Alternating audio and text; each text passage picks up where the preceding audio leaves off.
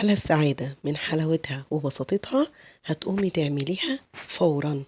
بصوا الجمال بتاعها، طبقات حلوة قوي وطعم حلو قوي وسهلة قوي وهتشرفك قدام اي حد. يلا بقى نخش الفيديو، بس قبل ما نخش على الفيديو نصلي على الحبيب المصطفى. اللهم صلي وسلم وبارك عليك يا حبيبي يا شفيعي يا رسول الله.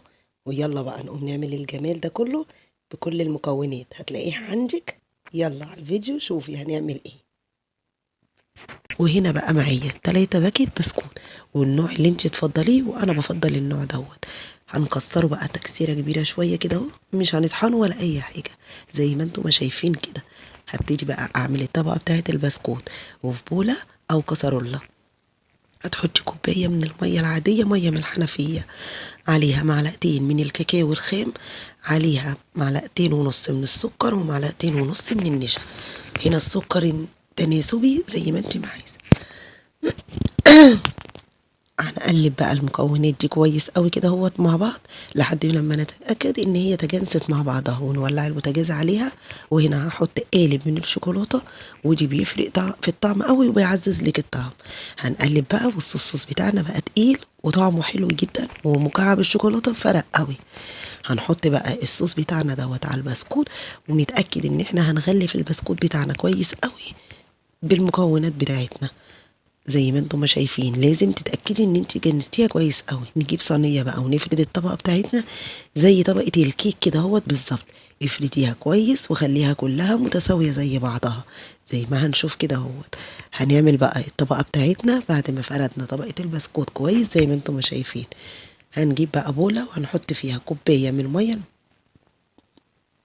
هي مية مثلجة، وهنحط عليها 3 معالق من الكريم شانتيه، ومعلقة واحدة من السكر لو الكريم شانتيه مفيهوش سكر.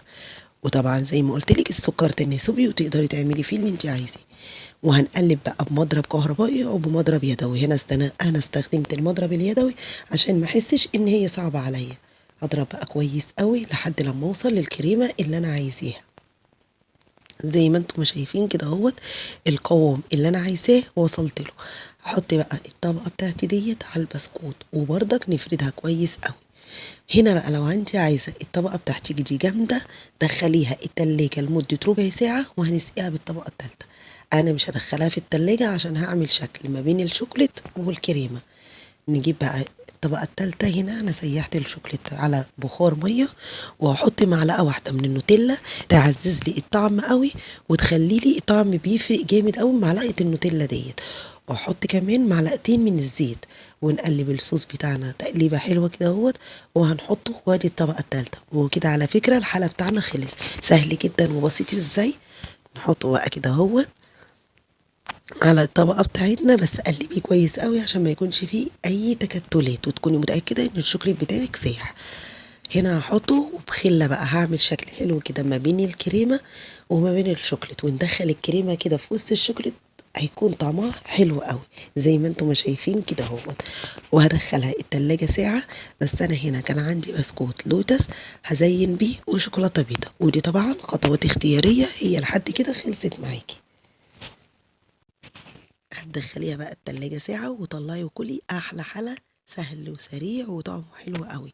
ما تنسيش بقى تدعميني شير ولايك كومنت حلو حتى لو بحرف عشان الوصفة توصل لغيرك. وبالله عليكي لو عجبتك الوصفة بتاعتي ما تنسيش تعملي لي متابعة فضلا وليس أمرا، علشان الصفحة تكبر بيكوا انتوا، ومعاكوا انتوا صفحتي تكبر.